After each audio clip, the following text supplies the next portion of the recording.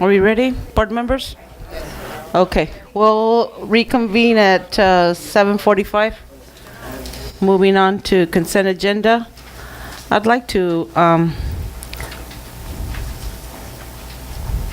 pull item G3 as a separate item. I'd like to pull item Excuse me, one. Mr. Kim. I'm not finished yet. Wow. Thank you. And also, the item 4B. Mr. Kim?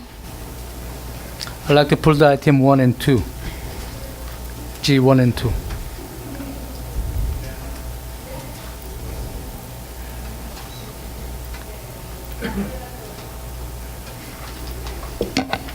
Mr. Calderon? I'm sorry. Or do you need to pull anything from the consent agenda? Anything. No. Okay, Mrs. Duarte?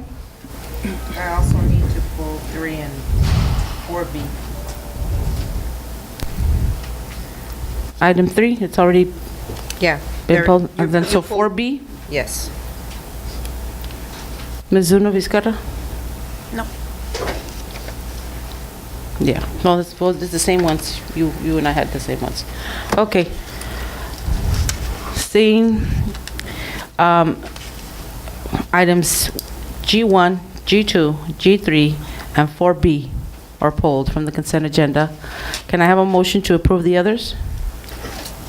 Make a motion to approve item 4C, no, 4A, C, and D.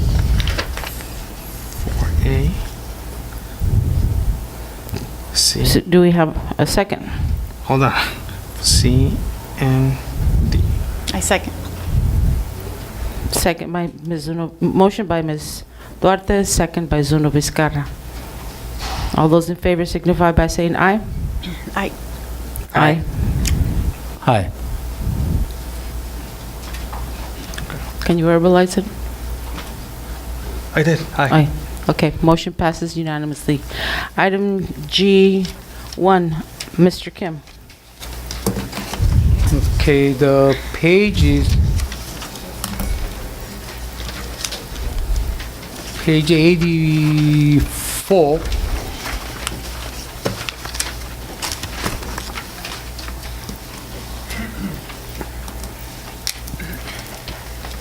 That was a meeting of January 22nd minute.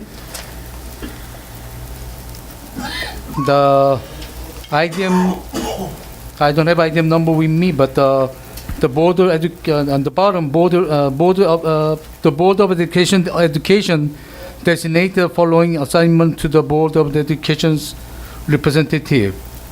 I believe we have to bring back to this item for the next meeting to the board again, because this is wrongly decided.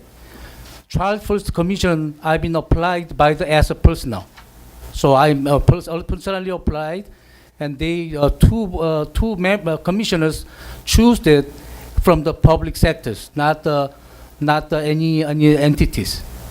And school board doesn't have nothing to do with Child First commissioners. To my knowledge, that's a designation, Mr. Kim. No, it's not designated Well, from the. that is the understanding that you were appointed. No, Yes. we never appointed the meter there. I've been applied as a I would personal. suggest to discuss it with the superintendent. What else, Mr. Kim? That is supposed to be bring back for the next meeting. What else, Mr. Kim? I have a regulation of the Child First Commission here, and that has to be. I've been approved by the board of the supervisor to be a commissioner from the public sectors, not from the school district. School district sector, as Carla Sigma, she's been sitting as a commissioners. Sure. Take your documentation to the superintendent. Is there anything else, Mr. Kim? So we have to deboard it. And matter of fact, I've been attended You've stated that Thursday. 3 times, Mr. Kim. What's the next thing? You've already stated that 3 times. What's the matter of next thing? fact, I attended the meeting, Child First Commission meeting last Thursday. regardless of what you guys did it, because you guys are asking the authority to the Child First Commission to who's the commissioners. What else, Mr. Kim? Don't be try to be queen of the world. Thank you, Mr. Kim. Is there anything else? Item G2. Mr. Kim. Yes, I don't have nothing.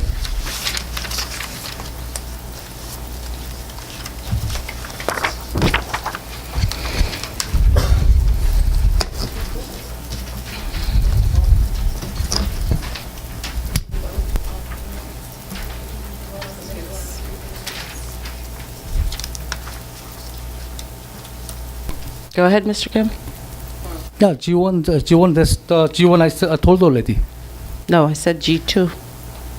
Oh, you didn't told me the G2. I did say G2. We need to vote on G1? Yes, we have to vote on G1 first. Okay. Is there a motion to approve the minutes of the regular board meeting held January 22nd and special board meetings on January 28th, 2013? I make the motion to not to approve it. Is there a second? Seeing none, motion dies for lack of a second. Is there another motion? Motion to approve. Is there a second? Second by Duarte. Motion by Aguilar, second by Duarte. All those in favor signify by saying aye. Aye. Aye. No. Motion passes 4-1. Accounts payable pre-list. Mr. Kim. Well, the last of the list has been adding after the we got the received it. So many things, but I've been seeing it. But so one thing I've been hesitant to see the page 12 and 13. Page 12 and 13.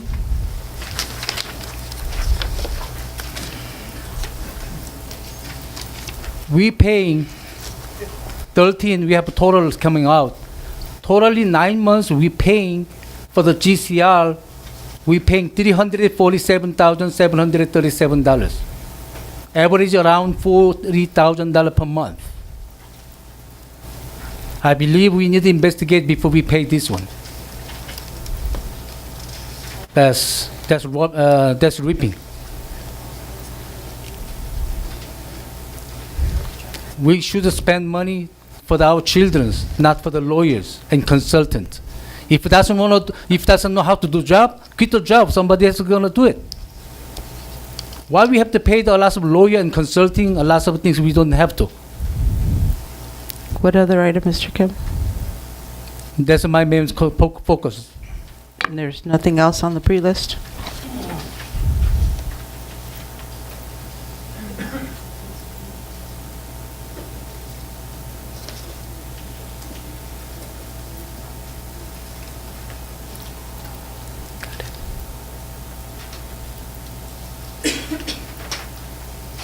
Done?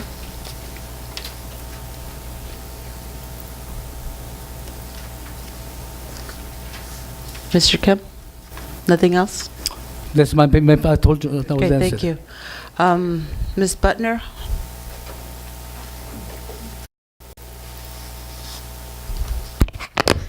Annette Butner, parent. Thank you.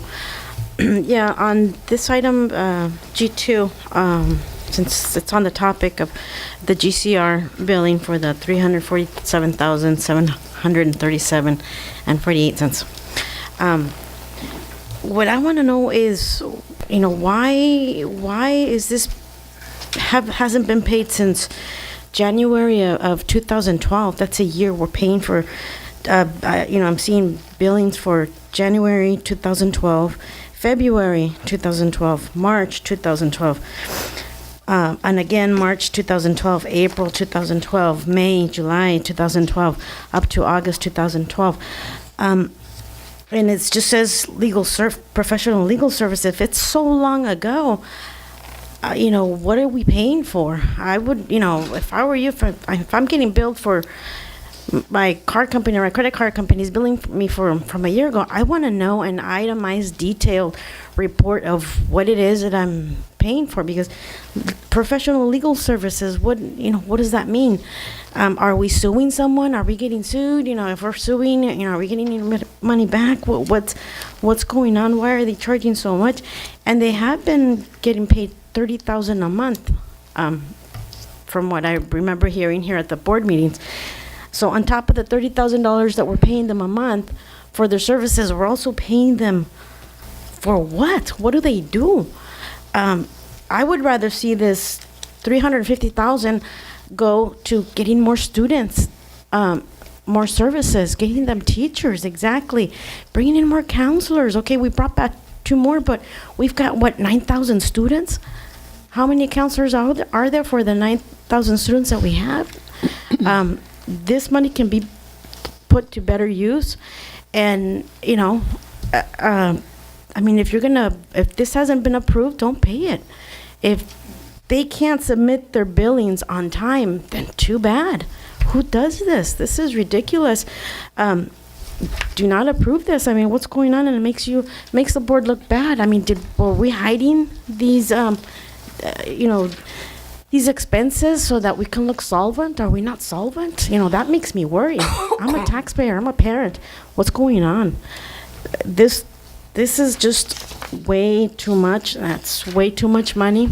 I want to see this money put to the use of my students, my children, getting them more services, more programs. And why are we paying from a year ago? That's ridiculous. So if I were you, I'm asking you, do not approve this. Thank you. Thank you.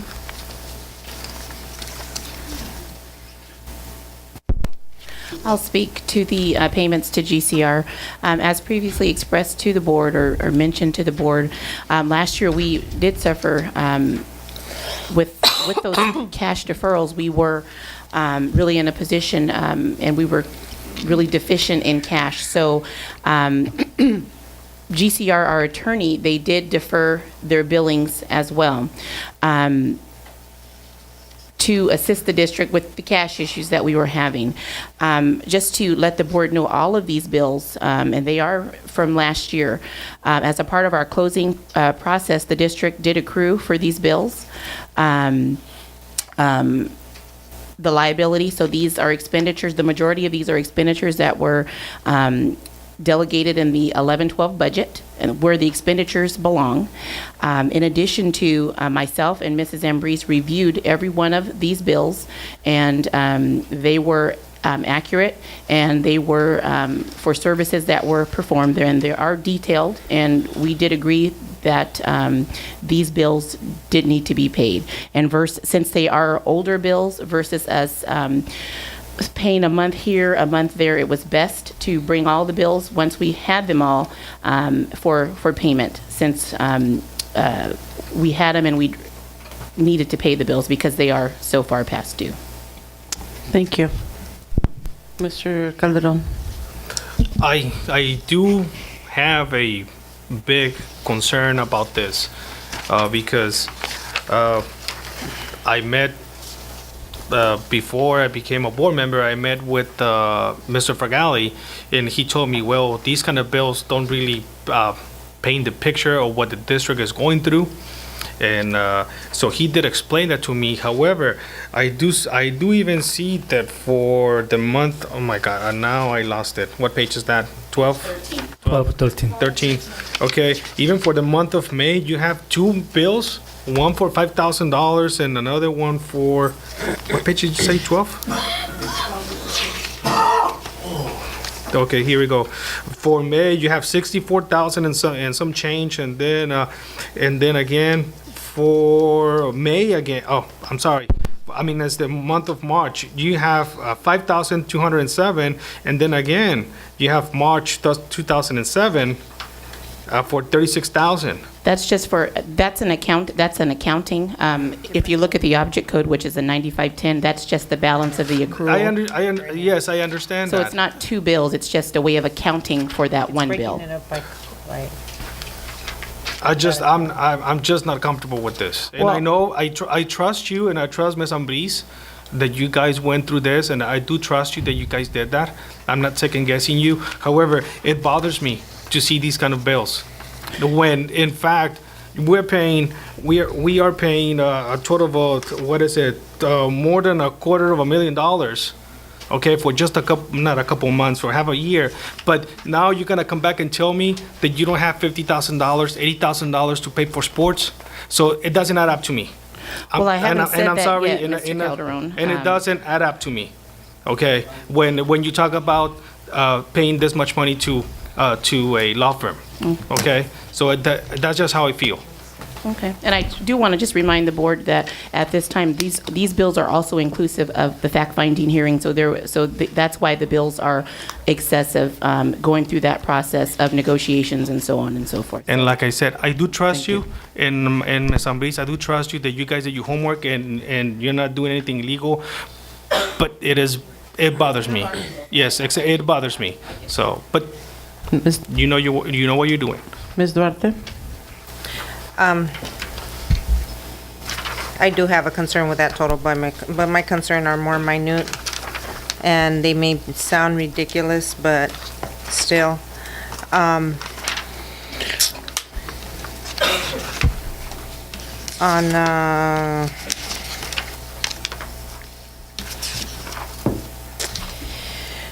10 of 24, for Maria T. Estrada,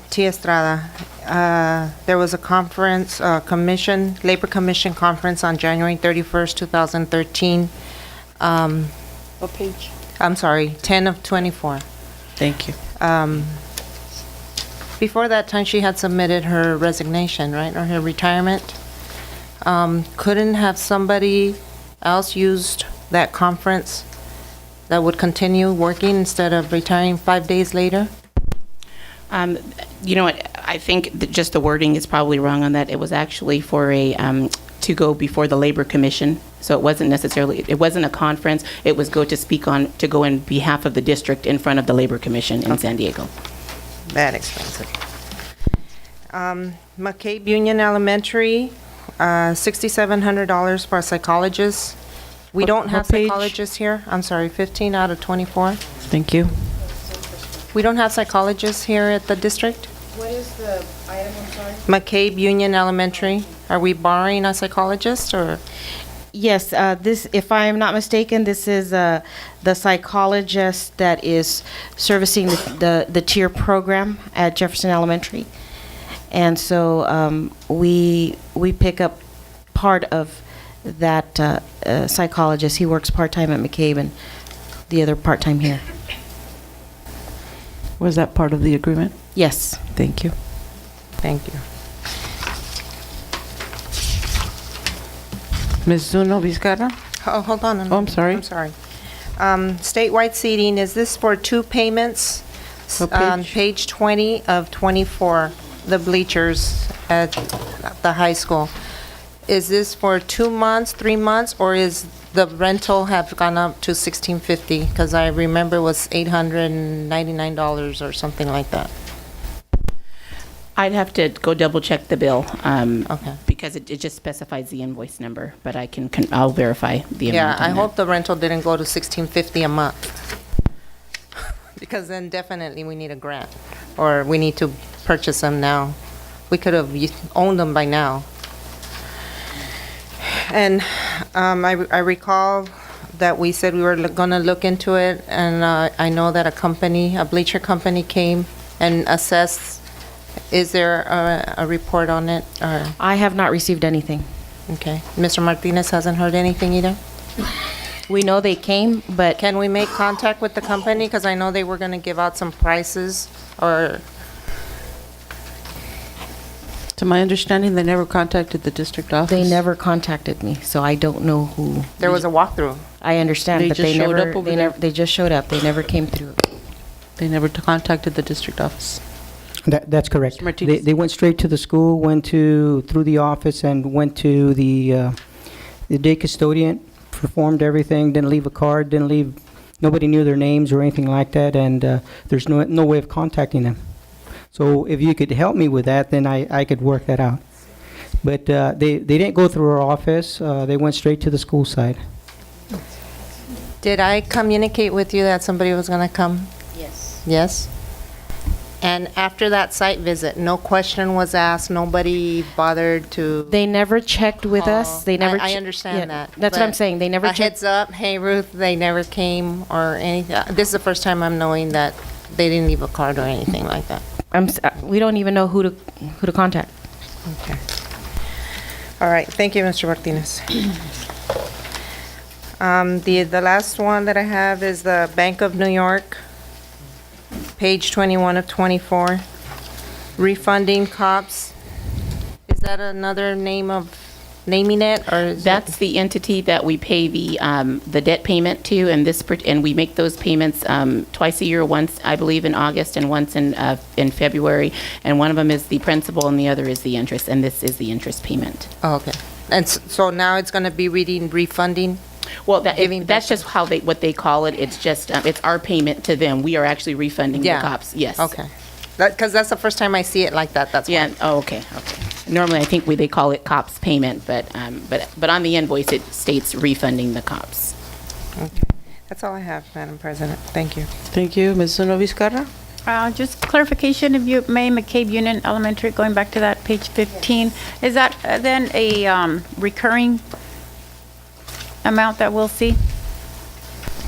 Yes, It is till June or just ongoing? till the end of the school Till the year, school and year. then And then it continues? it will continue thereafter. Or we do an MOU for it.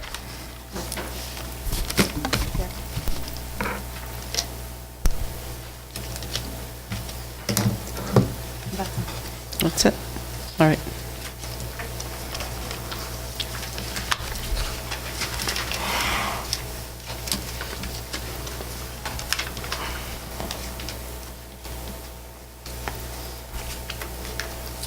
Excuse me.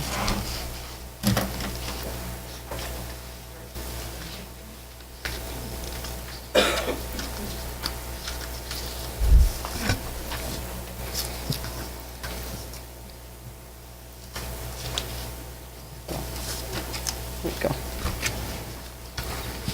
So do I have a motion to approve the account payable pre-list? A motion to approve? Motion by Duarte, is there a second? Second. Second by Zuno Vizcarra. All those in favor signify by saying aye. Aye. Aye. Aye. I have to excuse myself for this vote. So it's 4 in favor, 1 abstention. Excused it because city bond matters there about 400,000. So is it an abstention? No, excuse myself, not the extension. Abstain. What's the It's a difference? suspension. No, I have to excuse myself. I'm not going to You- participate in the vote. You, Just abstain. Mr. Wiley? Abstention. Abstain. It's recorded as an abstention. He participated in Yeah. the item. He could have walked out. Yeah. Item, so it's 4-1, 4 in favor, 1 abstention.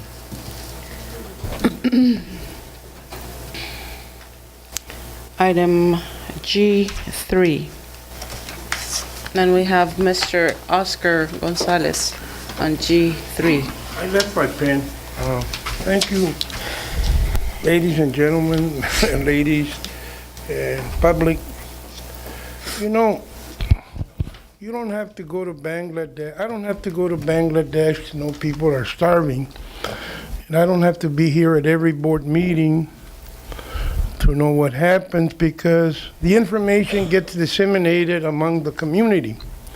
And I would advise Mr. Calderon and Ms. Vizcarra to listen to feedback out in the community because you may not be here 3 years or 4 years from now. And that happens to people that don't listen. However, you know, in reviewing, because I've got the information, I was privy to get all the documentation. Last year, we spent $3 million on consultants. This year, $6 million. We also have $350,000 that we haven't paid from last year. I don't know why. And I'm sure there's a reason, and I would like to know it tonight. You know, it seems to me that we need teachers. We need counselors, we need books. My wife, when she left 2 years ago, she said she taught here 28 years and very seldom that they have textbooks. And I've heard it from other teachers, Vincent Cuevas, et cetera, et cetera. We also need flag football. We have all the schools locked and fenced. I've discussed it with Mr. Kim. Mr. Kim doesn't know that when Calexico had schools open, we competed with Brawley. We used to beat Brawley El Centro. I know Mr. Moreno's uncle, Ruben, and also Raleigh were tremendous football players, and his cousin, Carlos Carrillo. We used to beat Brawley. We used to beat El Centro. When I was a senior, we beat them 2 times, El Centro. We had flag football, and believe me, those schools were open. They were not fenced in. How do you expect kids to learn how to... We used to play tackle at Neighborhood House ever since I was in 3rd grade. So when I got to my peers at 6th grade, I was probably had the most talented. But be as it may, I think we need also to refurbish our schools more so than consultants. I think we also need a healthy lunch program and avoid our high school students from eating on the Mr. grass. Gonzalez, please stick to the item. Okay, well, I'm just suggesting instead you. of hiring consultants, we need to focus on that. And I'm speaking to Mr. Kim, Mr. Calderon, and Ms. Vizcarra, not to you and Ms. Duarte, because you guys don't listen. Thank you. Thank you.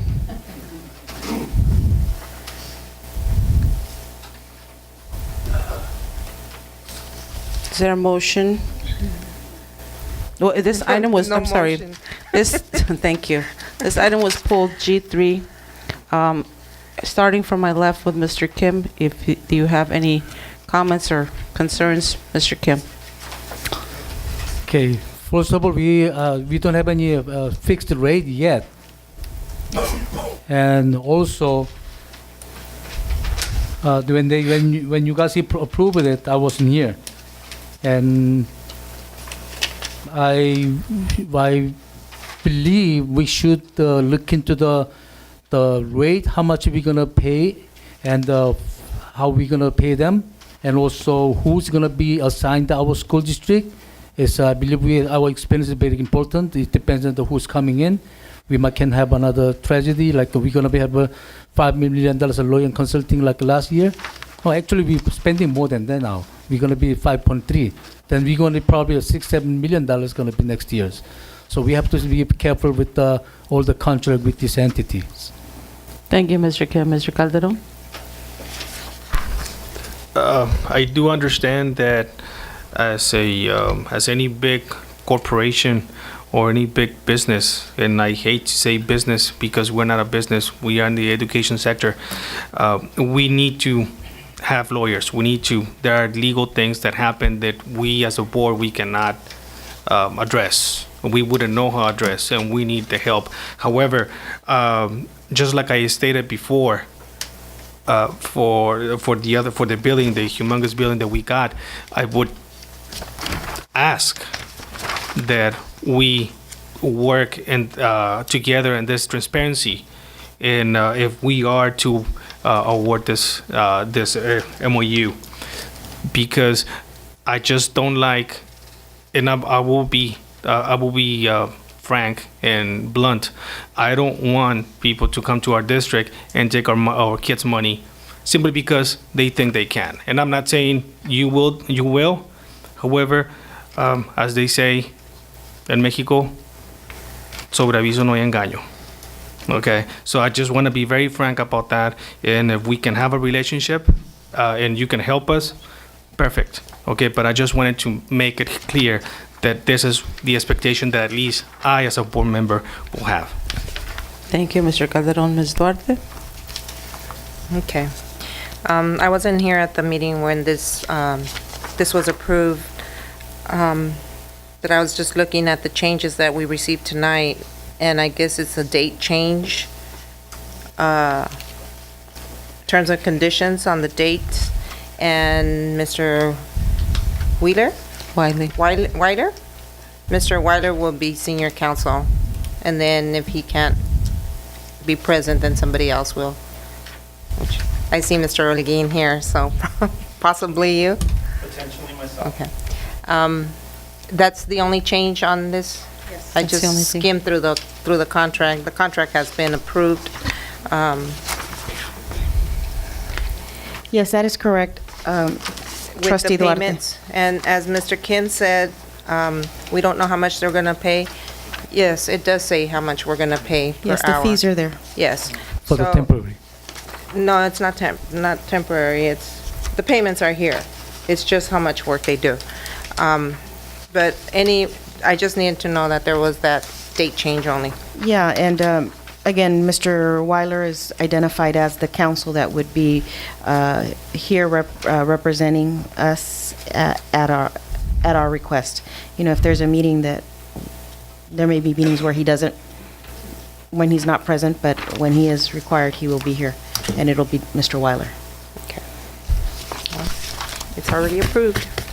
That's all I Miss- have, Miss. Ms. Zuno? Ms. Guerra? I didn't pull it. Okay. Is there a motion to approve?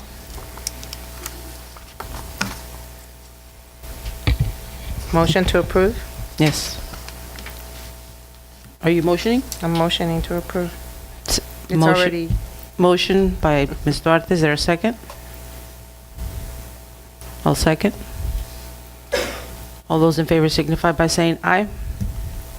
aye. Aye. Aye. No. Motion passes 4-1. Mr. Weiler, welcome aboard. Could you please make, $6 million? no. And Thank you. Let me reintroduce myself because I was here several years ago too. And I've heard also Mr. Kim in past years complain about attorney fees, and I've heard it again tonight from several sources. I want to let you know that even before I heard all this, and consistent with my personal philosophy that I've expressed not only here but in other districts, it's my personal philosophy that the money should not go towards attorneys, it should go towards the educational system. And part of my goal as your attorney would be to keep you within the legal boundaries so that you don't have litigation issues or legal issues unless they're absolutely unavoidable. So I'm here to help you minimize attorney fees, which sounds inconsistent from an attorney, but that's my philosophy. And we thank you very much for approving the contract. Welcome aboard. thank you, Mr. Weiler. Moving on to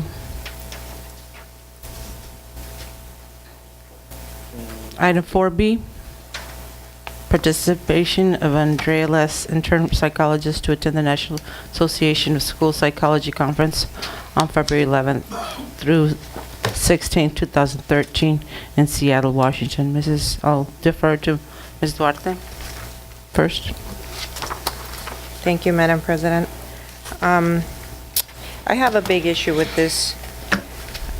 We don't compensate our permanent employees. Some employees have been to conferences local, but I have a concern that we're sending an intern, whether it's IBC or Seattle, Washington. I have a concern spending $1,300 on an intern when we can have other potential psychologists or somebody else that may have the need to go. And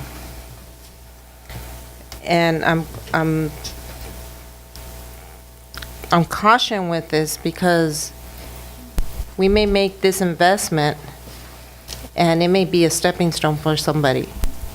And $1,300, I just can't approve this. If it was a permanent employee, I would go ahead and say yes on this, but I can't approve this with an intern at this time.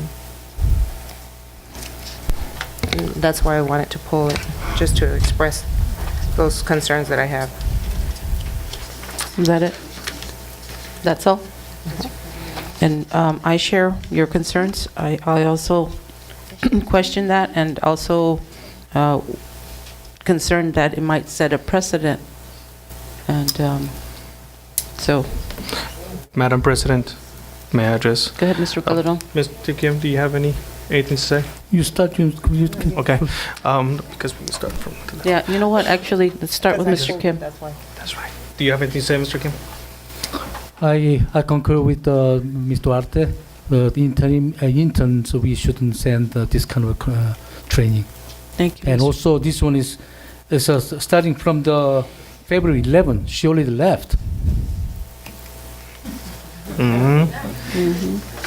As I'm concerned, this one too, because why we have to have it here? She already left. That's true, I hadn't seen that date.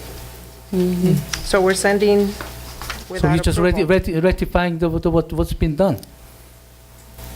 Without our knowledge. Well, okay. We still have to approve it or not, so Yeah. somebody may get Exactly. a chunk of change to pay back. Mr. Calderon? I have a question. Ms. Ambriz, do we have a permanent or a district psychologist? Yes, we do have We- district we do? psychologists. Okay. yes. So, this person, so I'm assuming because she is an intern, she has not completed her credential or her program. I'm Is that- assuming, yes. Is that correct? Yes. Okay. So, once again, I don't see this as I don't see why we need to pay for something for a person that is that hasn't even completed her program, simply because they want to attend these things or a conference. If it were one of our employees, that would be a different story. So, I'm in agreement with Mr. Kim and Ms. Duarte and Ms. Aguilar.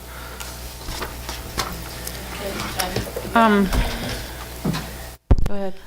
I would just like to offer, if the board would just, for further clarification, since Mr. McFadden is not here, and she is an intern here in the district assisting our kids, I would just like to recommend maybe the board table the item and have Mr. McFadden at our next board meeting, or even provide the board with additional information regarding this. I would think we just, she's gone. She already left. gone. So, I mean, unless I'm reading it We right. don't have to approve it. We don't have to. I But mean, what- I'm this- sure there was air flight arrangements made long before February 11th. And this is just coming to us, you know. We just, I'm gonna, to say that maybe at this point, we actually table it because I think we also don't know what our responsibility is, there was some contract in place that puts us as a district either fully or partially responsible for paying for this. So until we get information instead of speculation, I'm going to suggest that we table it. Or do we want to even table it, or just table it for the time being, and we can try to get a hold of Mr. McFadden this evening, and we can vote on it after. I just have a question. Didn't we have a special board meeting about a week ago, and then a special board meeting a week before that, and then a board meeting before that? Yes. We had 3 consecutive board meetings in 3 consecutive weeks.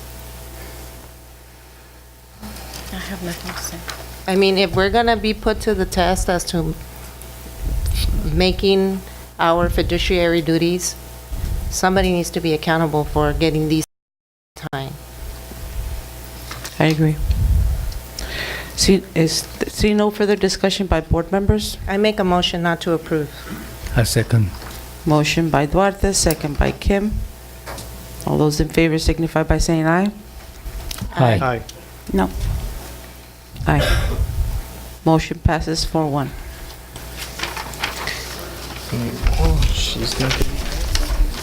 Item H1, approve certificated employment report for February 12, 2013. Closed session? Oh, I'm sorry. Thank you.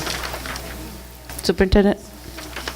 If you're going to make the announcements for closed session? Or the attorney? Yes, sir. No, we don't? We don't have closed session? We don't till go after closed this. session, no. We have closed session last? Yes. So why did somebody say closed session? It says you're in discussion. No, well, yeah. These are the closed session items we always take. We come back and vote on them later. Okay. Okay. I'm sorry. It's just, it looks like we were gonna keep going. Yeah. Okay, go ahead. Maybe these should be put on the agenda as to after closed session. That way you won't. Okay, we're going to go directly to H3, because we're going to go to deal with H1 and H2 in closed session. Do we need a motion for that? We have to make the motion to Should we vote make a for the, motion? push it, the table for the Yeah. closed session after closed So session. do I have a motion to push it? I make a those? motion to table these items till after closed session. Items H1 and H2. Motion to table H1, H2 to after closed session by Duarte. Is there a second? I will second that. Second by Calderon. All those in favor signify by saying aye. Aye. Aye. Hi.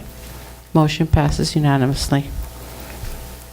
Item H3, approve notice of completion for R&K air conditioning for the IID Learning Energy Awareness Program grant bid number 2013-002. So move. Motion by Duarte. Is there a second? I will second that. Second by Calderon.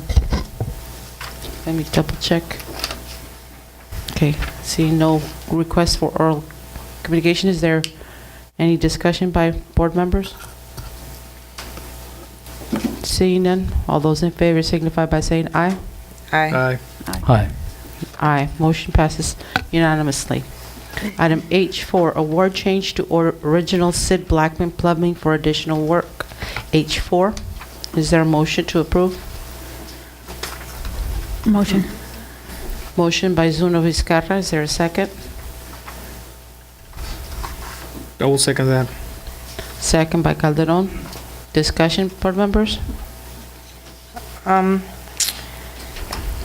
Fiscal impact, it says potential source of district funds may be recognized from Funds 35 savings, otherwise direct impact to general fund. How much money do we have in that savings? Fund 35? I don't have a specific dollar amount, but I'll find out for you. So they're increasing, it's a change order, and they're increasing it by $6,395. My concern is with the 10% threshold of the other possible change orders that we may have with Doblado Construction. That is with that money, right? That is with that Fund 35? For the modernization? Uh-huh. No, that's general fund. The Fund 35 was the Jefferson for the earthquake. Well, Yes, this is I- earthquake and, I understand that, but this is, funds may be recognized from the Fund 35 savings. But yet, we still have earthquake construction going on. So although we don't do the 10% threshold in the Doblado construction, we may dip into that money. So I don't know how much it's going to cost us from the general fund after this work order, let's say Doblado or any other construction that is doing work has to have change orders, and it goes and it uses the 35 funding. If there's no money there, it's going to it will any impact the other general fund. construction. Yes, it will impact the general And so when fund. Mr. Nichols said, if we go over the amount of money, we can request FEMA for some more money. Not necessarily be granted, Right. but apply for more monies, Right. right? That is correct, and I think if I'm understanding what you're saying, it will have an impact on the general fund unless there is an additional FEMA award to the district. And Okay. the dollar amount, I don't know, depending on whatever the change order or how much it would be. The additional, any additional costs for the project.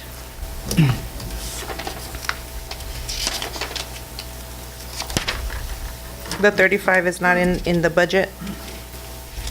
In this that you gave us? No, this is just our general fund, but I can get a dollar amount. I Ending just fund don't ba- or want to fund go balance. over that budget, and then we're impacted with, $1 million of construction monies from the general fund. Oh, I agree. We can't, the district can't afford that, so, Yeah. yeah. So maybe, when we see things like this, Ms. Donaldson, if we can have a budget number on here, Okay. okay? Mm-hmm. Thank you. Thank you. Any other board remarks? I do have a question in regards to this. I noticed that it says installed copper water line stolen. Stolen, yes. Was there a police report filed, and if so, why isn't it part of the package?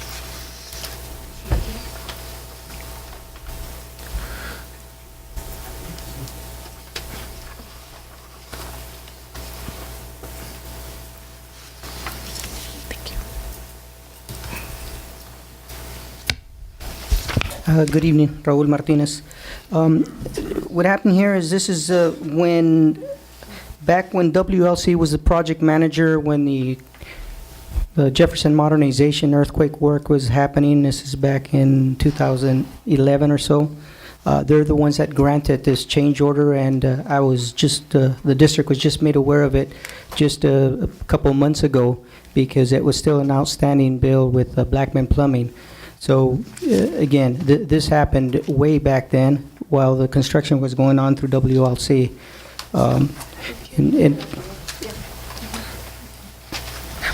Yeah, any other questions? I'm I have sorry, I'm sorry, I didn't catch what you said in terms of why was not a police report attached to this? Again, WLC was the construction manager, and they're the ones that made us so, well, when this happened back then, is the contractor installed all the copper lines inside, and then one weekend, they were all taken. So they came back with WLC, and WLC at the time instructed them to go ahead and reinstall them. That bill was never passed on to us But until a couple months ago. That So the police report or anything like that, no, there's no such thing. So there, you know for a fact that these were stolen? Yeah, it's legitimate, yes. Mhm. But again, it went through the project Gotta manager ask. at the time. Yeah. Well, I still would like to see a police report. Ask them to come up with it. Okay, That's, I will. I mean, if they're going to charge us for it, they should provide justification, paper trail, right? Correct. And don't we have insurance? I'm sorry, Madam President. Don't we have insurance that could cover that? Theft? It's a lot of piping. All right. Thank you. Is there a motion to approve? We have a motion. I'm sorry. You have a motion and a second. Jeez. Yeah. I don't have my paper in front of me. Thank you. Next page. Next page. Right there. Thank you, Ruth. Original motions, motion by Zuno Vizcarra, second by Calderon. All those in favor signify by saying aye. Aye. Aye. Aye. Aye. Motion was approved? To approve. No. Motion passes 4-1. Item H5.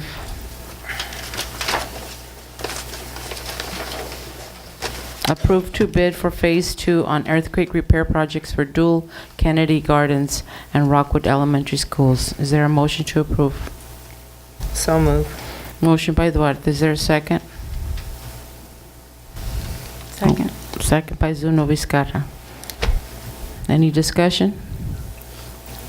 Mr. Kim? Mr. Kim? I don't have nothing. Anybody else?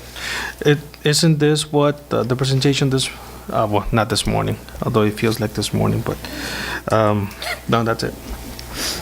Ms. Duarte? No. Ms. Zuno Vizcarra? No. Seeing none, all those in favor signify by saying aye. Aye. Aye. Aye. Motion passes unanimously. Item H6. Mr. Oscar Gonzalez.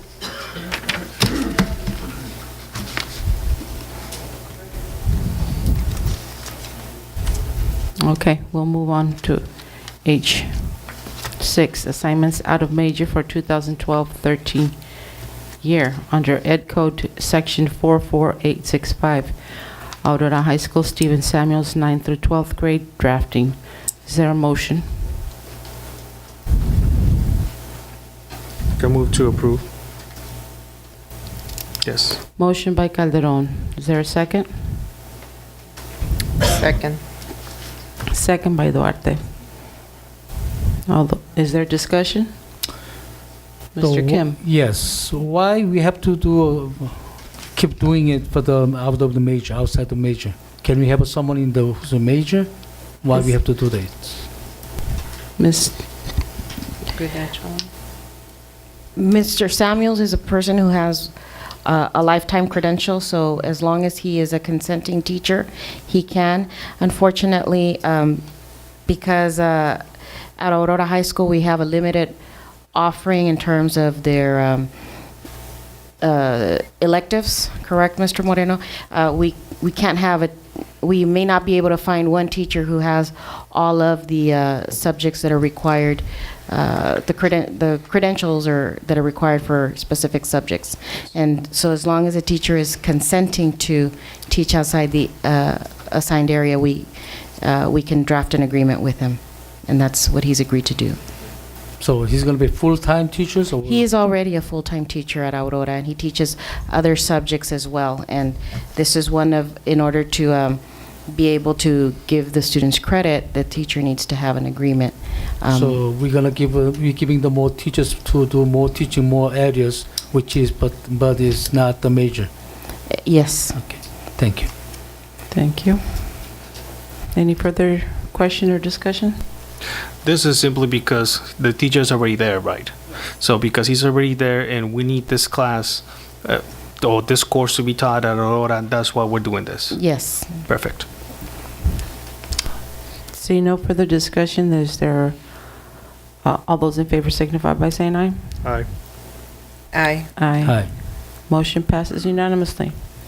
Item H7, adoption of job description for Director of Human Resources. Mr. Chad Cooper.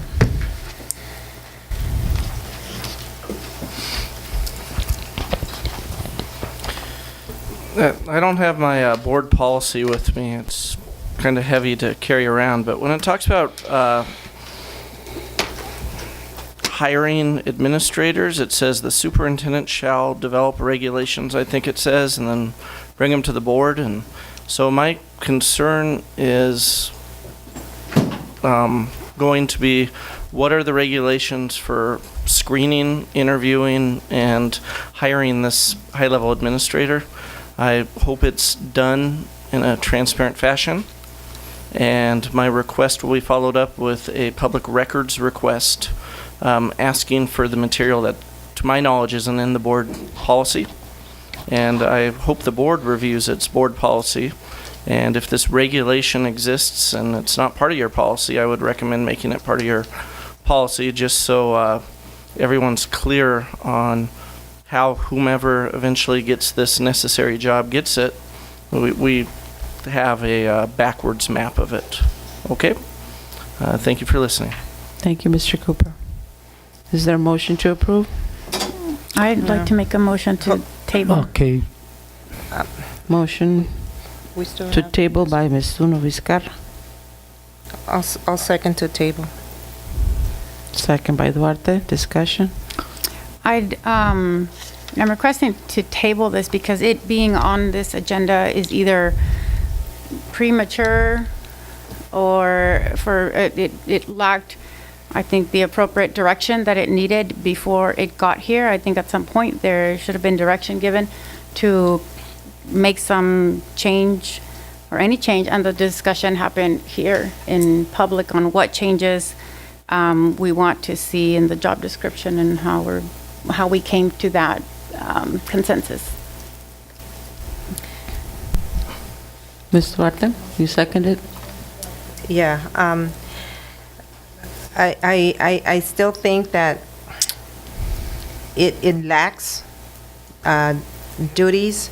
And reason being is because the HR that we have had has done a lot of the administration of, no, not the administration because we pay somebody to do it, but the insurance. And all it says here is contract administration and risk management, and that's all it says. And it says provides leadership to the management team in all areas relating to personnel. So, and contract administration and risk management, I think there should be some job description into the insurance portion and the risk management portion of it. Because this is very vague, and the person can say, that's not my job, that's somebody else's job. And also, I have an issue with the salary. If it's just going to be Director of Human Resources, I do have an issue with the salary, because if you see at the classified directors, salary is from 74,000 or so to 81,000. And mind you that I was looking at an older one because I couldn't find my most updated one that Mr. Fergali had approved. But the difference between a classified director and a human resource director is $30,000 difference. And that is a big jump in salary for directorship. So, and the assistant superintendent is 101 to 113, but then we have HR at 100 and 110. So those salaries are off base. I think we need to look at the job description. I don't know where we got this from, if we got it from a CPS company, or I don't know. The job description does not state where we got this from, and I would like to see more information, more job description, and the salary definitely be looked at. But then I know that we're working backwards because the director's gone, and we're going to go through some timeline sensitive issues, and although it's not going to be as bad as last year, we still need somebody there that is knowledgeable in that job. Ms. Martinez, can you please come to the podium?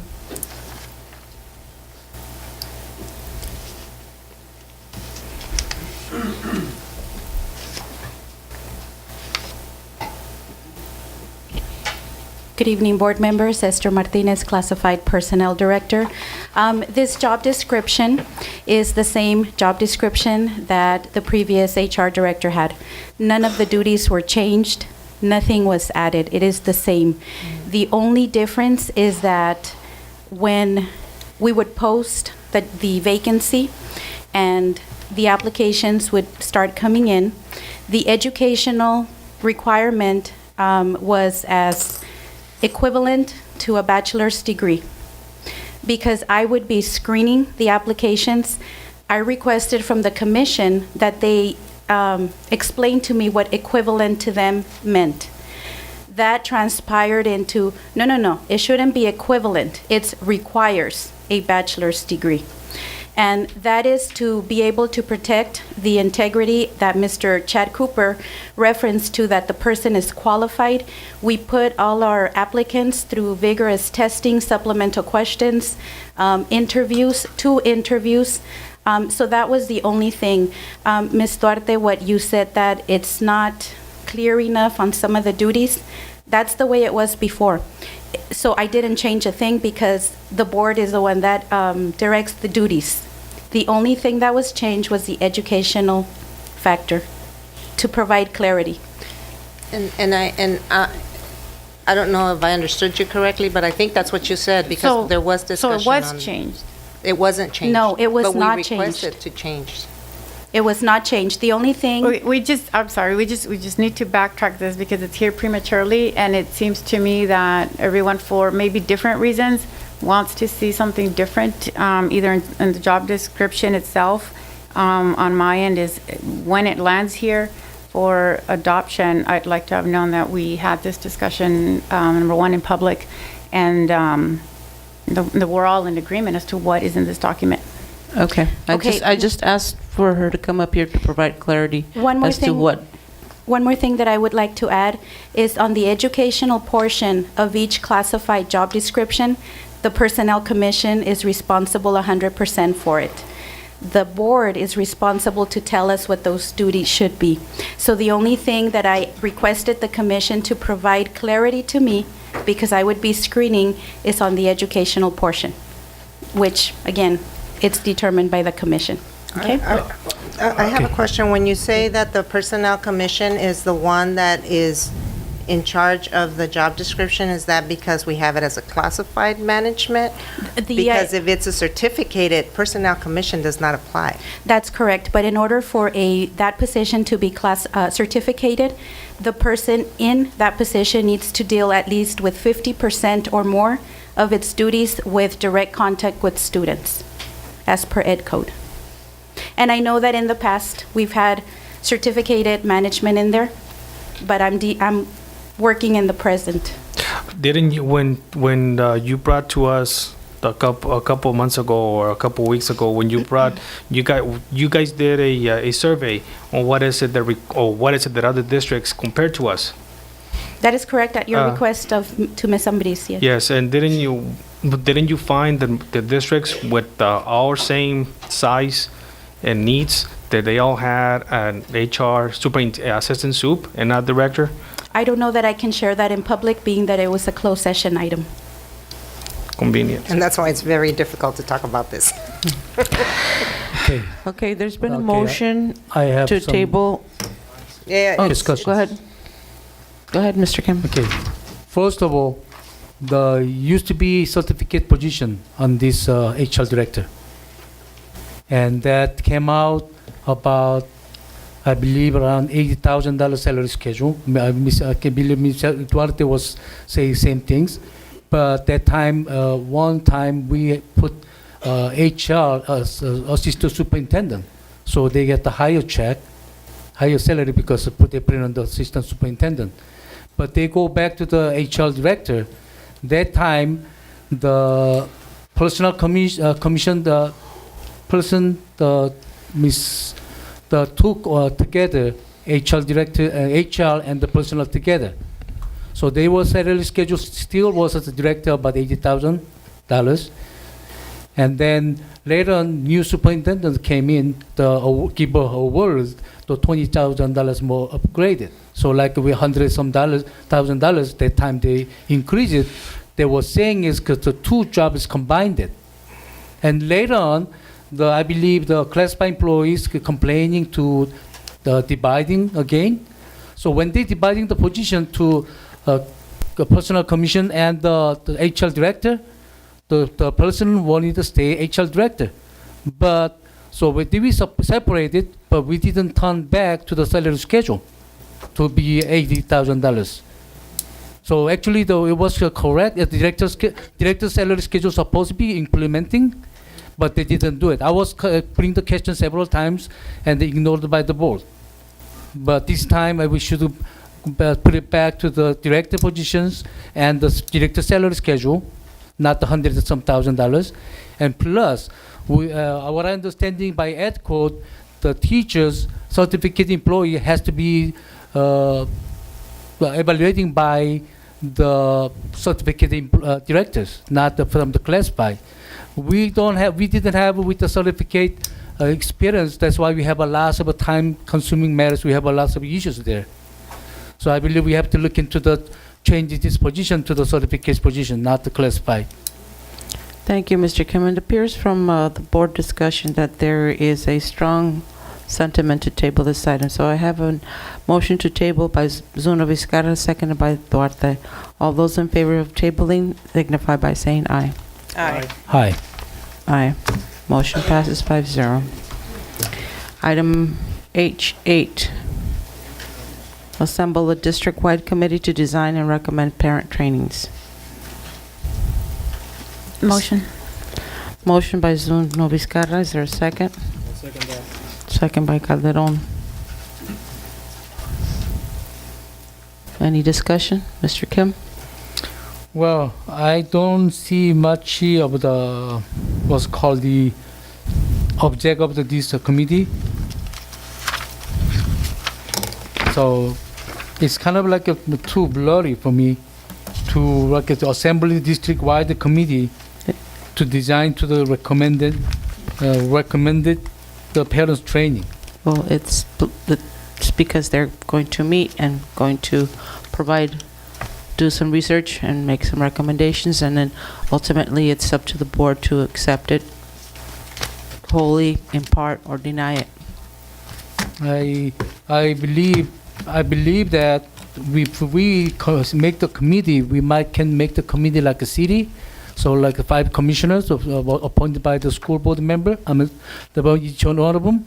So we can start from there to discussing all the issues for each areas. I think that's the best picture. Mr. Calderon? I Do you have any?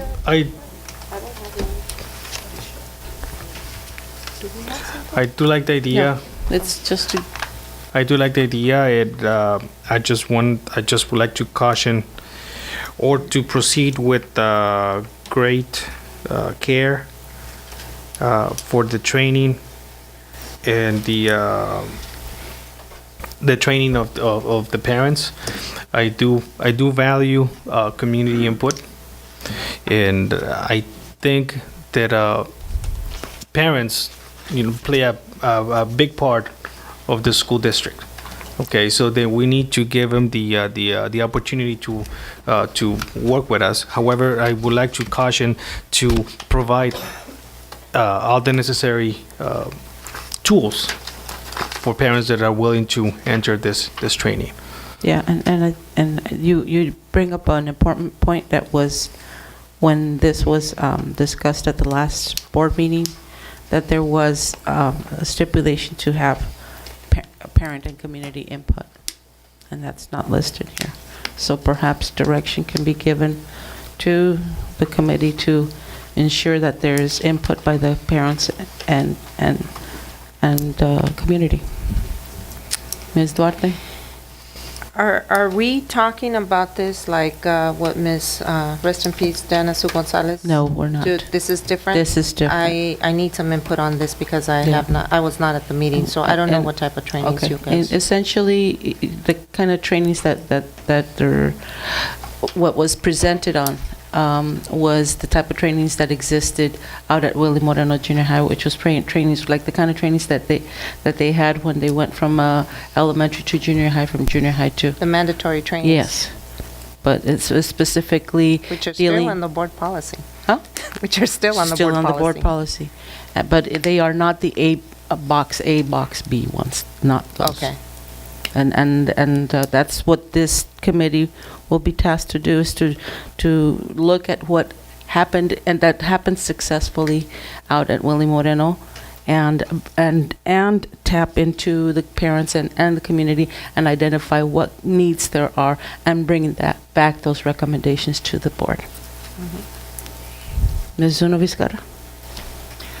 Yes, so I know this came, just for history, this came from the last meeting and was brought as an informational item for us, and we listened to it, and really what came out of that was the recommendation to form this committee. And I think when the committee is formed, from what I understand, people that are going to be recommended to the superintendent who have X level of experience.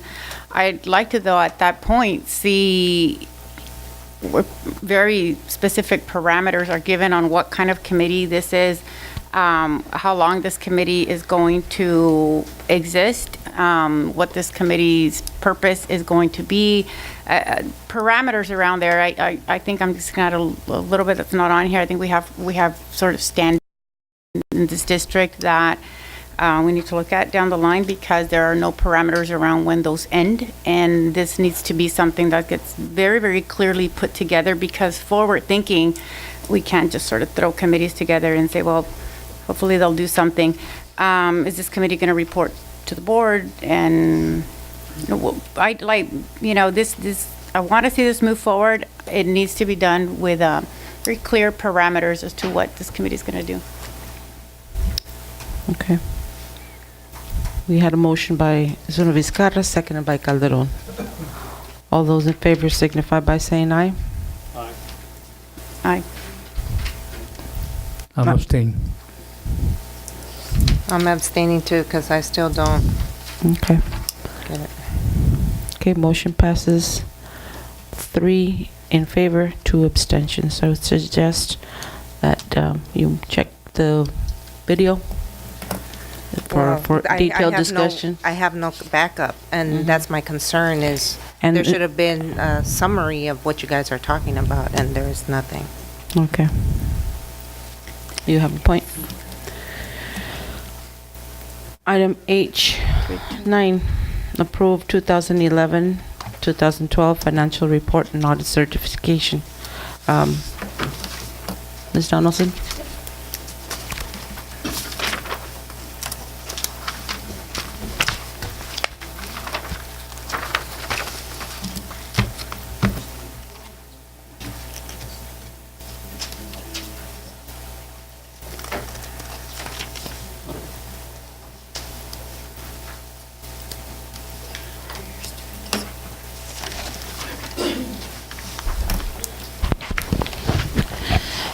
Good evening, board members. I'm here before you tonight to present a short presentation on our 2011-12 audit report.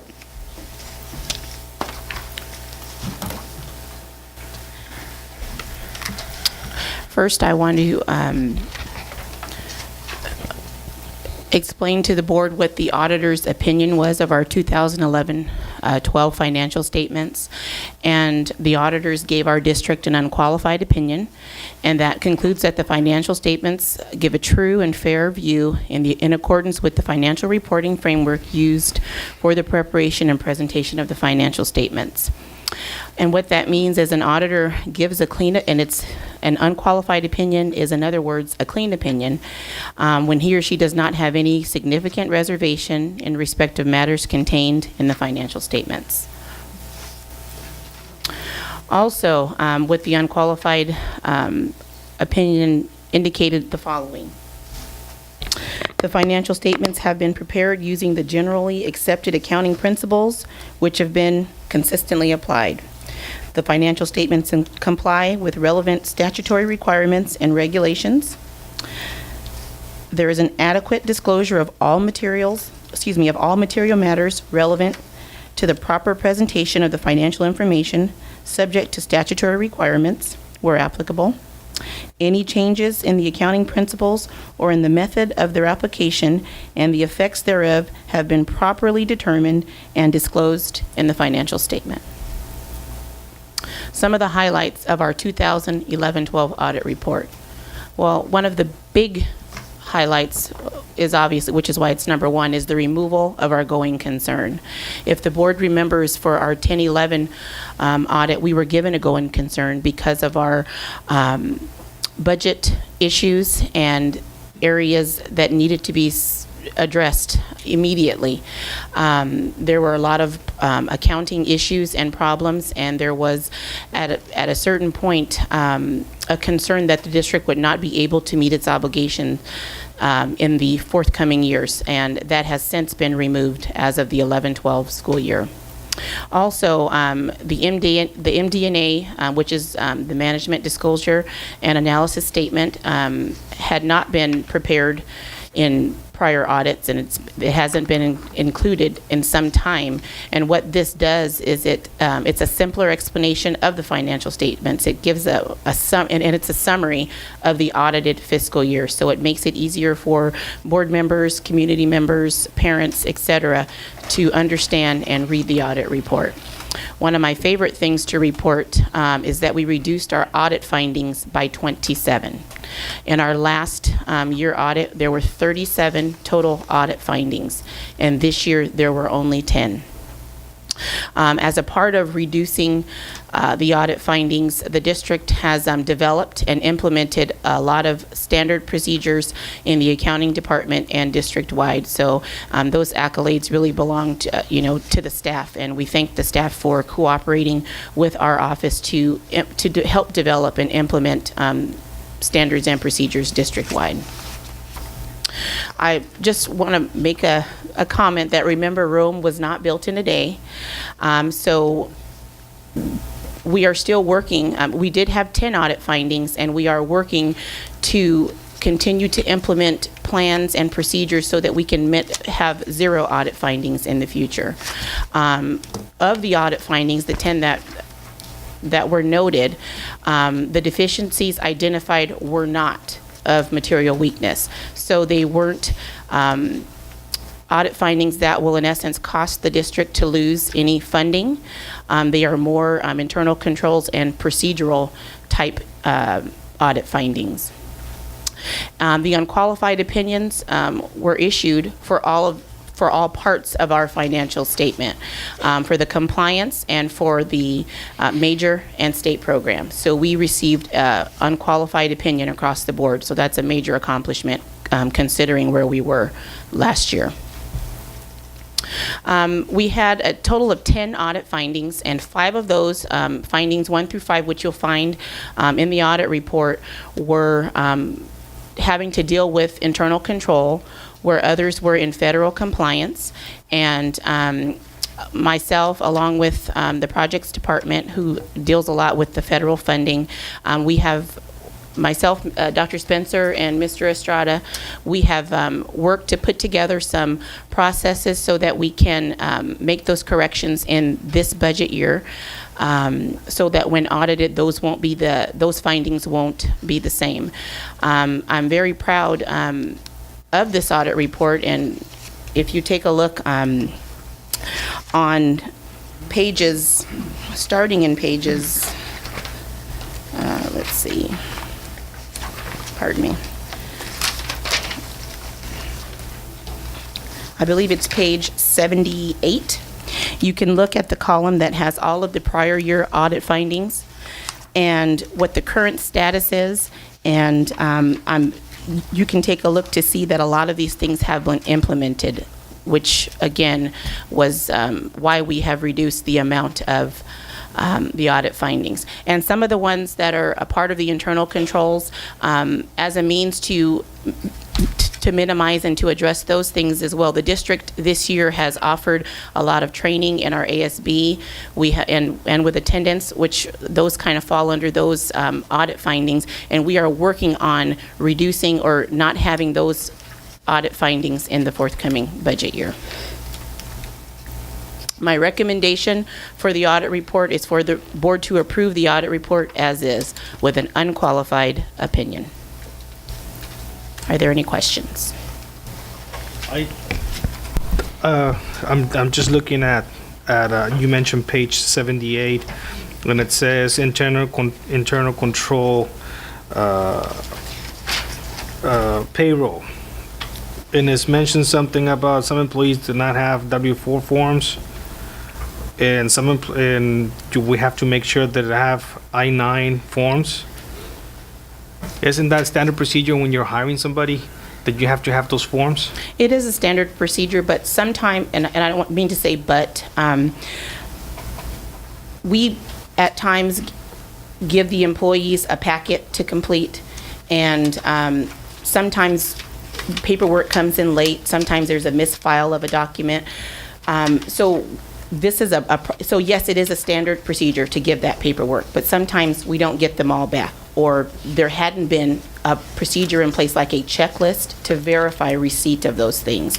So as a part of, since we received that finding in the prior year, we've since implemented a checklist so we can verify that we are in receipt of all of those documents, and we have, in this year, we didn't get dinged on that. So there is no audit finding on that in the 11-12 year. But in years prior, you said there were these problems. It is yes, in the prior year, yes.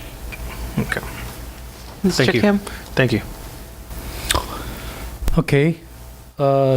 You were saying the regular practice, but it's not been keeping, then somebody has to be responsible for that. So who's the responsible? Is HR directors or is one of the employees in charge? Well, the HR director, let me make sure can you restate the question, because I want to. Yes, a lot of files, the missing is keep coming. That is not only first year. Several years we've been audit coming up that one. So it's gonna be why they keep coming. Even we've been notified from the last several audit. We still keep doing it, so they don't care. And also, what I know, about from the last year 37, we still 9 not fixed it. 9 item not fixed it, and I believe the 9 item is including in the 10 items about this year we've been finding together. Let's keep coming same things. It's the 3 major issues. One of the issues, the budget. We don't have a bank account. Our bank account is not correctly, and the ASB ones, you were saying is still the training, but this one keep coming every year, and they don't have a much. And also cafeteria fund. There's another one. Is they receiving the cashes, they not followed by paper trail. Then I don't know That's how. not the finding this year, Mr. Kim, for the cafeteria fund. The cafeteria fund has to do with the journal entry from the accounting department, Yes, which journal we, entries. and Yes. which that's not to the fault of the cafeteria. That comes out of the business department. So that finding is not the same. It's not the same of No, this it's year. not. No, it is not. So it's from the last year. It's not No, implemented it is yet. not this. No, it's not the same. But it's not fully implemented yet. Well, the finding isn't the same, so we're going to implement on the current year finding. The Okay. finding from the prior year and the finding for the 11-12 year, it's not the same finding. Yes, I understand that. Okay, so then, And also, there is another one. The page 70. I think the finding number, supposedly, finding number 3. Page 70. Oh, okay. Page 70. 70 and the next pages we took together. Finding 3. Our school district paid they call the lobbyist, not the registered lobbyist, that they are chair, to buy the revolving funds. And the school ICOEs rejected. And they keep rejecting. So now the school district using the different practice not to no regular check. They paid the $30,000 with the revolving funds. Now ICOE is to stop it. So we have only $20,000 revolving fund and our revolving fund. That's why our school district doesn't go regular process. If the ICOE doesn't approve it, they have some reason, and we sneak around to using the revolving fund. Now we're jeopardizing ourselves. But we shouldn't do this one. Mrs. Duarte? Miss, I am sorry. I spoke before Mr. Kim. I was out of line there. Thank you. It's okay. Mrs. Duarte? Nothing at this time. Ms. Zuno Vizcarra? Ms. Donaldson, and just for clarification, you may have stated it, I'm using it as an example, page 86 on the after-school educational and safety program, where the discrepancy was on the service days versus the support and documentation. Not implemented versus partially implemented. Can you just clarify again the that one in particular where we're at, and when it says see current year finding, would that show different information than what's on here? Okay, on the current year finding, okay.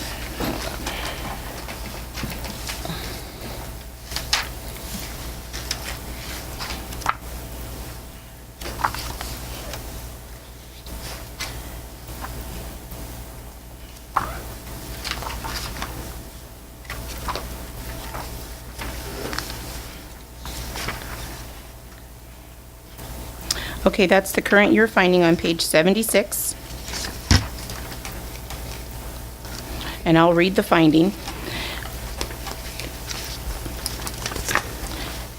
It says, determine that the local education agency operating the after-school program, after-school education and safety program is compliant with the state components for all after-school program as cited under Ed Code Section 14502.1. The condition in the review of the after-school program and testing of pupil service days for Camarena Junior High School and Rockwood Elementary School, an early release policy and form were established. However, several pupils tested that day were determined to be invalid as pupils either failed to sign out of the program properly or sign out times were not consistent with the times listed on the early release form. So the finding last year that we didn't have a policy. Well, this year, we did implement the policy, but there needs to be better review of the policy implemented.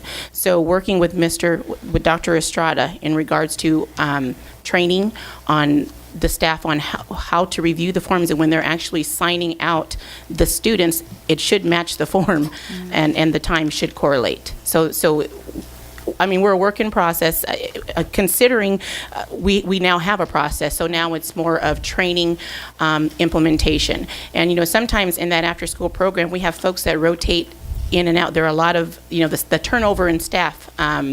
So we'll have to do a better job as a district to make sure that the folks that are responsible for that understand that they need to verify the times on the form as well as on the sign-out sheet.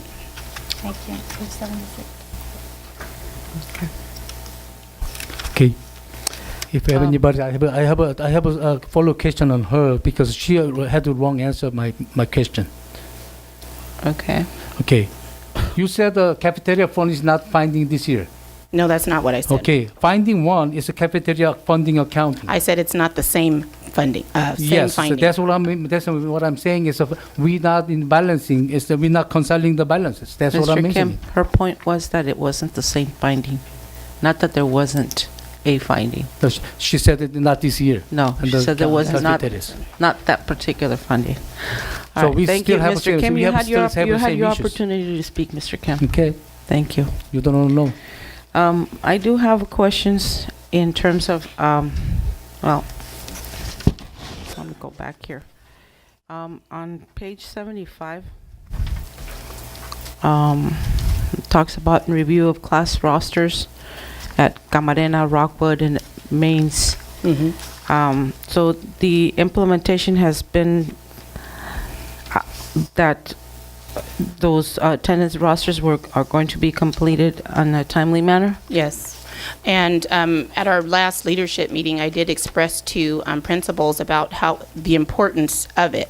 One of the questions or the concerns that came up was when we're doing makeup days so that we can earn additional ADA for our students for making up attendance, we do have to reprint those forms. So the directive that was given was that we need to have the paper trail, which means as the teachers or they turn in the rosters, we need to keep them and save them as a part of the review for the auditor so that they see that our teachers are submitting them on time versus as students make up attendance, we have to reprint attendance reports. So the rosters will change, being sense that if on January the 15th a student was absent, however they came in for Saturday school on February the 15th to make up the absent for January the 15th, well, we go back and change the absent to a present because they're making up that absent. So a new roster would need to be generated for that class at that time. So now the directive has been given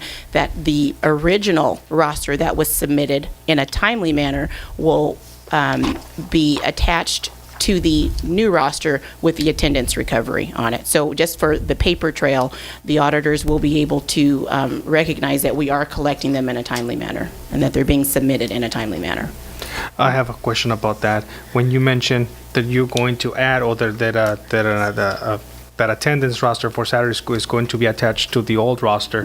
Now, is there something on the new roster, the Saturday school roster? Is there something that says that this is a Saturday school roster, and therefore the student is being, the student is being given credit for the day that he was absent? I'm not sure about the exact wording, but there is a separate roster for Saturday school. I'm not sure what it says on the roster, that it's, but that's the expectation or the assumption is that they're making up a previous absence for Saturday school.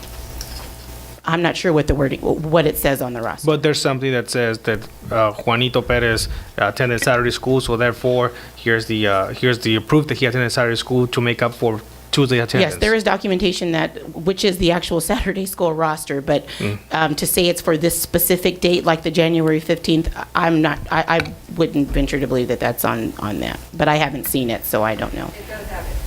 Oh, it does? does have Okay, it? well then, yes, it does. Saturday school attendance register, it gives you the time, you put in the student's name, ID, grade, and then the attendance clerk writes down which date is being made up. Okay. Thank you. Thank you. I have a question on that. Ms. Duarte? As we all know, we get paid by attendance. Yep. And to see something like this on here is very disturbing because we do have full-time, well, semi-full-time attendance clerks that should be doing this job. And to be dinged on something that is a must because that pays everybody, brings money to the students for materials and supplies and everything else. I hope that we don't, I mean, I have a couple of more years left on this board, and I hope I don't see audits with findings in attendance because that is very disturbing. That is where we get our funding from, and if we're going to be dinged, we know that we're losing lots of money on it.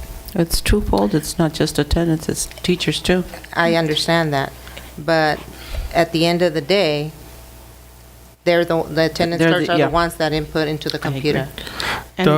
And can I just make a comment on that? And you're absolutely right, Mrs. Duarte.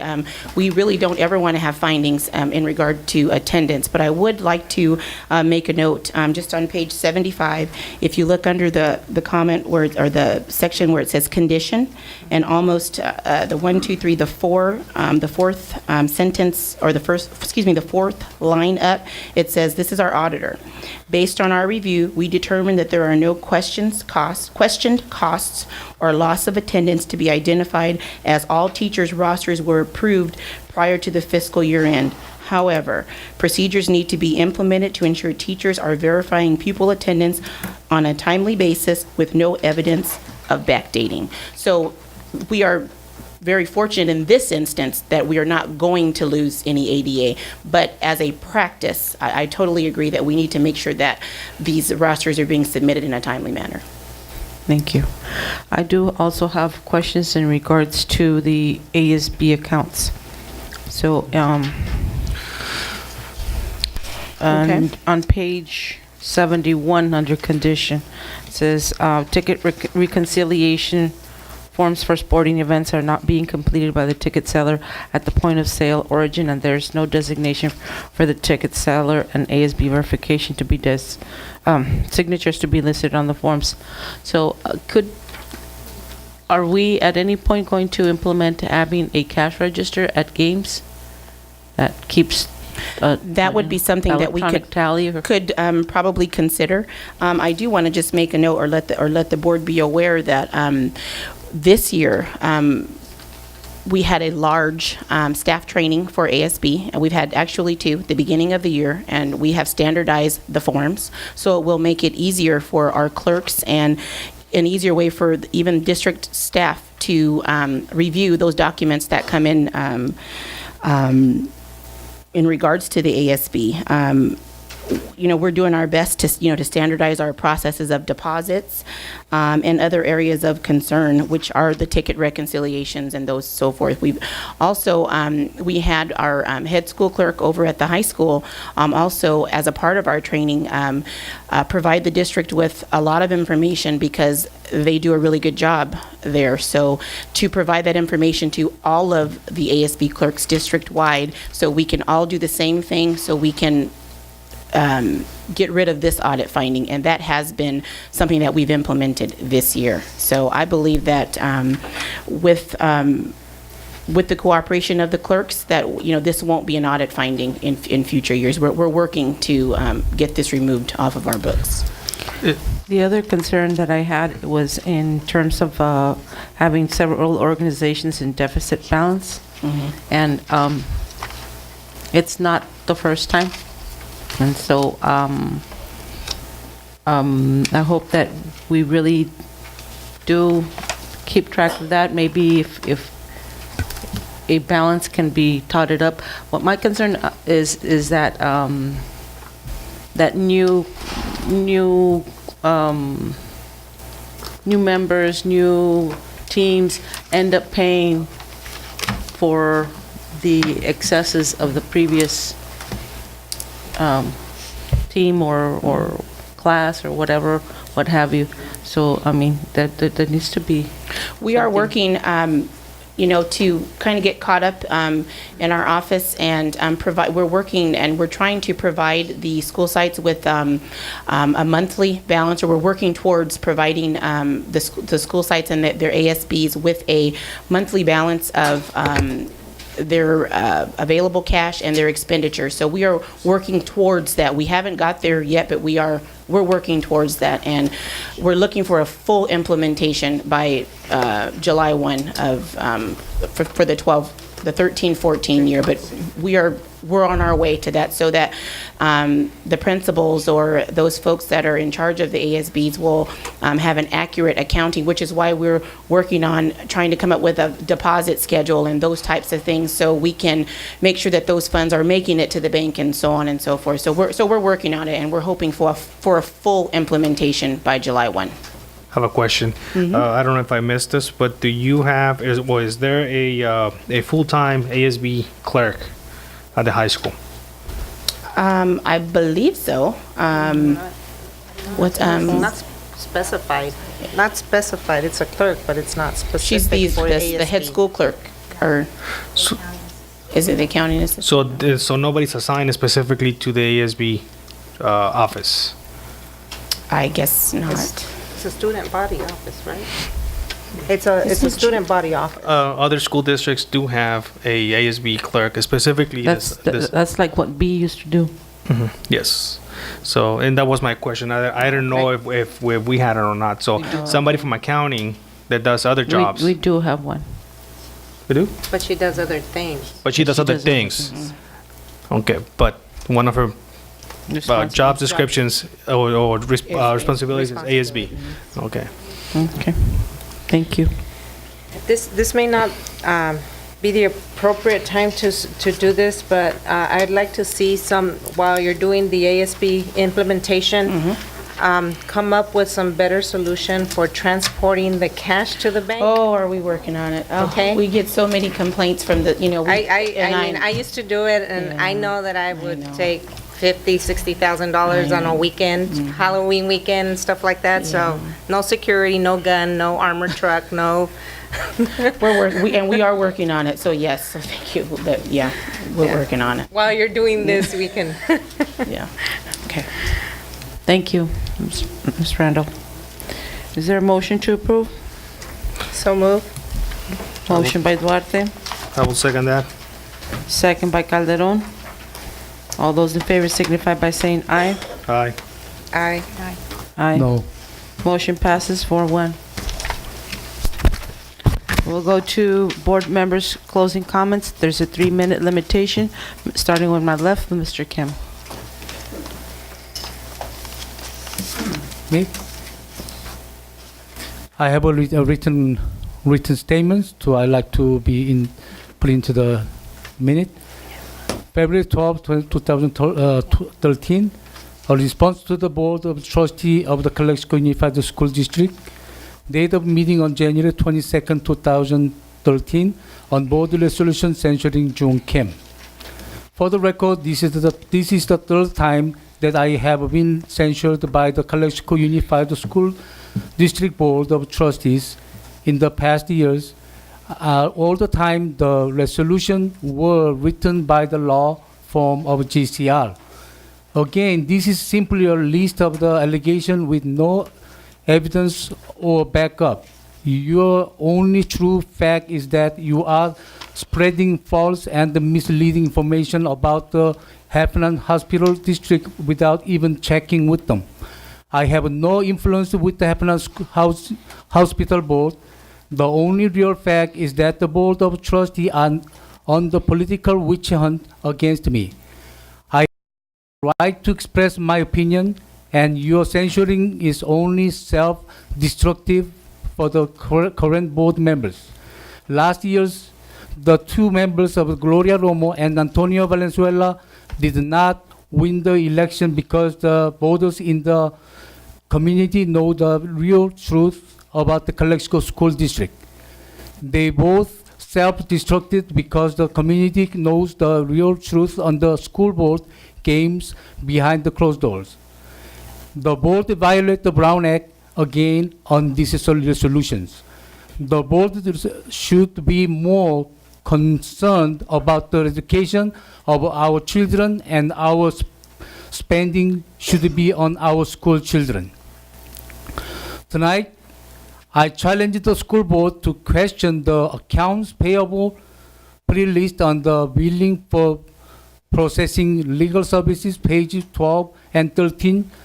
Something smell very bad. Check amount of the 340,737.48 to GCR law firm. I request the audit of the billing from GCR. All the school districts itemize the legal bills and the pay by the month. If you approve this without requesting an audit first, I know something is fishy with the board members. Jung Kim, Calexico Unified School District Board of Trustees. Thank you, Mr. Calderon. I just would like to, I would like this board to be a little bit more cautious and pay attention to what is it that we actually contract. Like I said, though I do trust Ms. Ambris and her cabinet to do the job that they're supposed to do. Okay. However, I've said it before, and I will say it again. Money that we get is supposed to be for our children, for our kids, for education, not for consulting services, not for lawyers, not to do anything else. Okay. We do need consulting services from every now and then. We do need legal services, and that is a given. So we have to have legal services, but I do find it a little bit disturbing, the amounts that we're paying at one point. They're saying the GCR gave the district leeway on this or time to pay up because of the situation that Calexico Unified was in, and that's nice. But when you do that, it gives a lot. When we did that, or when they did that, now it does paint a really shady, grayish picture of what what the law firm is doing or charging, regardless of whether it's they're right or wrong. Okay, $300,000, more than $250,000. It's a lot to pay when we or the board or the district had to lay off teachers in the past. Like I said, I don't doubt the work that Ms. Ambris and her cabinet is doing, but we need to be more conscious of what is it that we're doing and how we're gonna do things from now on. Thank you. Mrs. Duarte? Yeah, I know I wasn't present on the last 3 board meetings that we've had, but there was some issues, important issues that were in front of you at those nights. I'm not going to talk too much about them, but I will be talking about California Consulting. I saw the video, and the company got a 30-day notification for cancellation of services. And I saw the video, there was discussion on it, and there was direction to look at the contract and see if we can cancel. And I understand it was a three vote in favor of doing so, but there was no vote at that time for direction. The company received it. I understand the last meeting I was here, we had talked about the $4,500 payment. I can say that this weekend we had some questions in regards to the recycling grant that we had for $148,000. The email came in late Friday afternoon.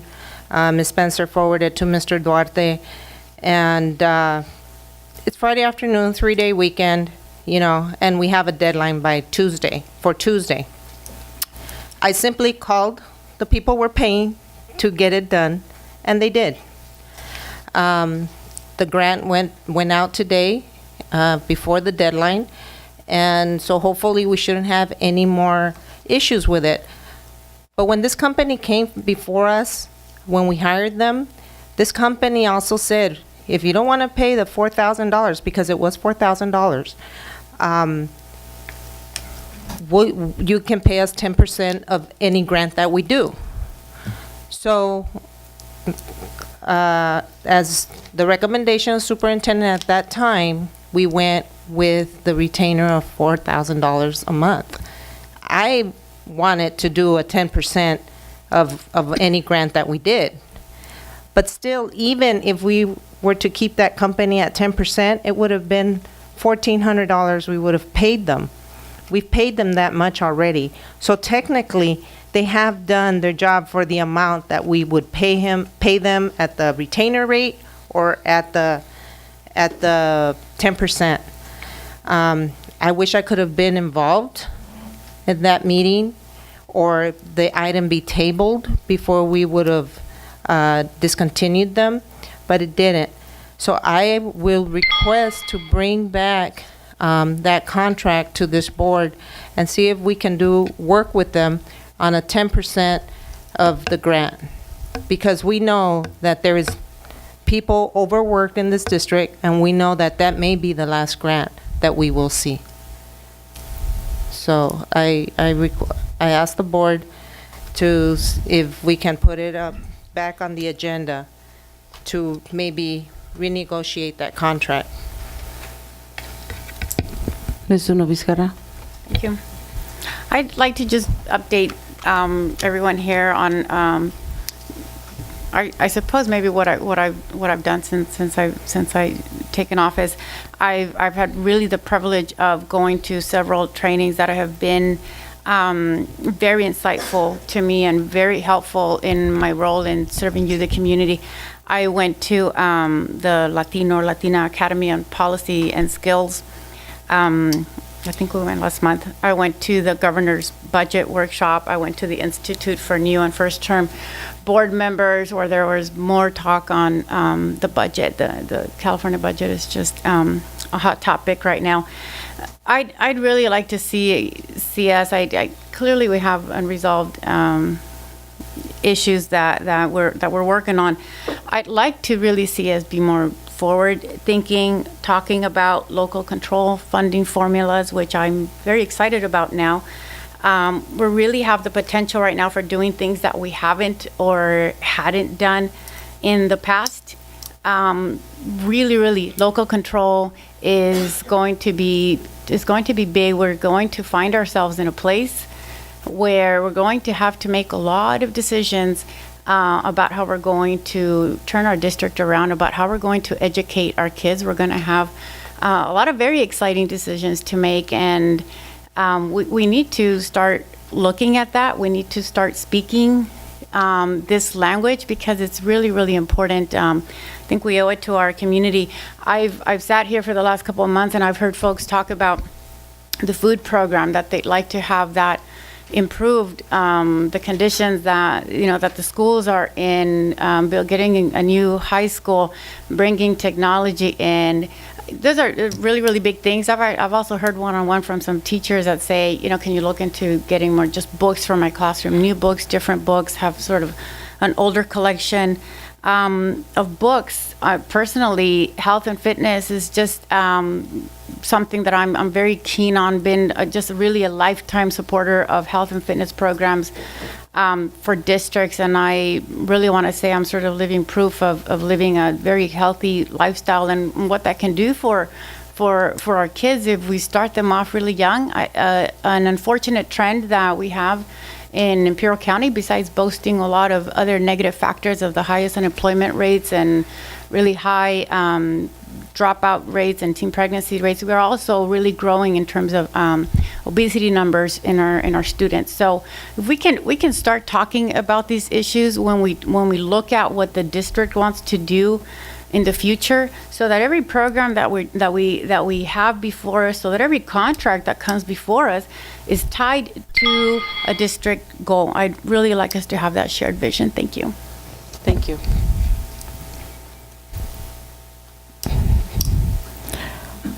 Just to share that I attended with Letty, the Academy of Public Policy, and that was, yes, that was a very interesting training. There was some really interesting information in regards to solar panels, implementation at school sites, in other cities, in other and in universities where they used it to offset utility costs, and also in terms of they can be configured so that we essentially roll back our costs of utility, while at the same time provided shaded and lighted parking for our school sites. So that's probably something that I would like to hear about that.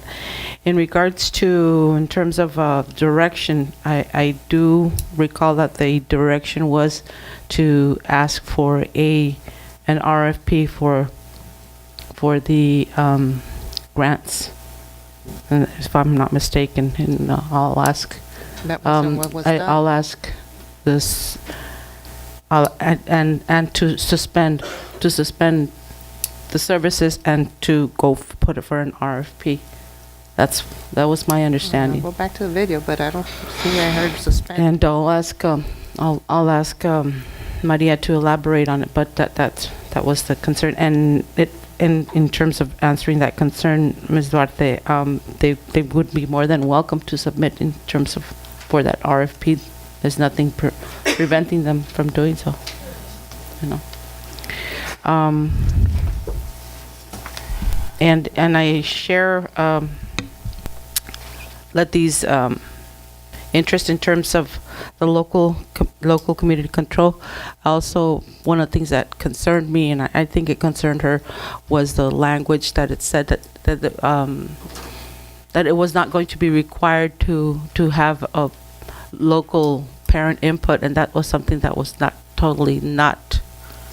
something acceptable.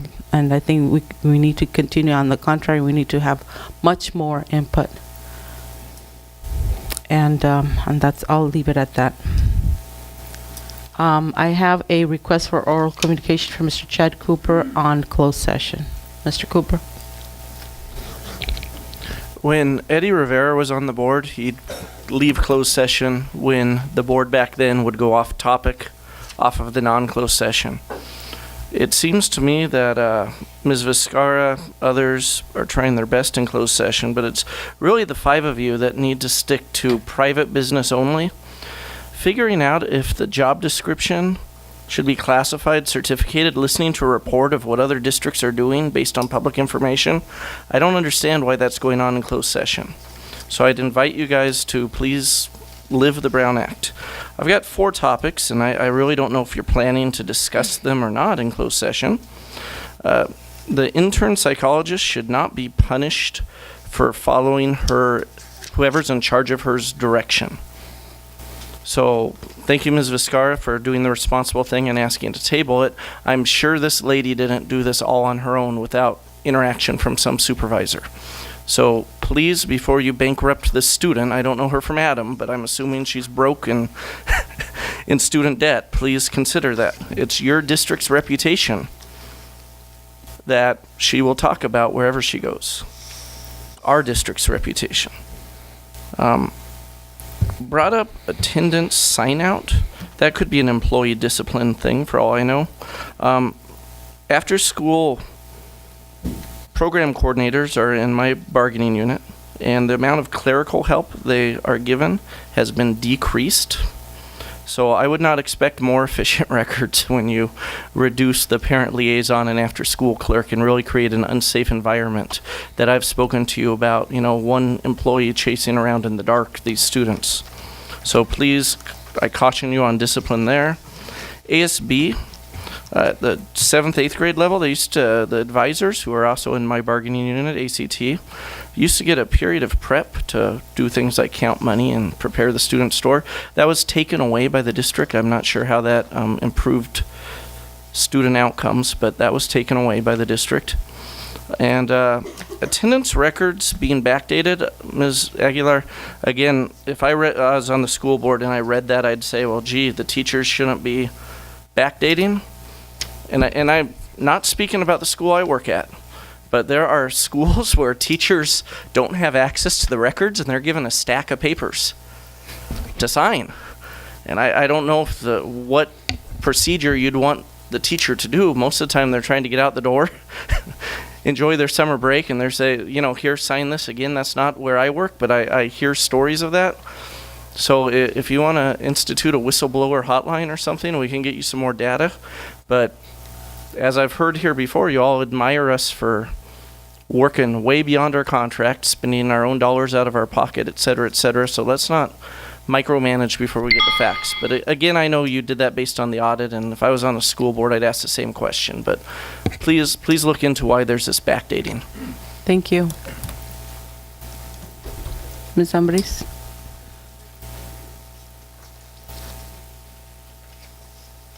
Mr. Weiler? The board is now going to go into closed session to discuss the items listed in Part K of the agenda. We will come back to this room to reconvene in open session and make any announcements of action taken in closed session to the extent applicable. And I would remind the public that there are some other items that were tabled or skipped over. We will be presenting those items in this room again. Thank you.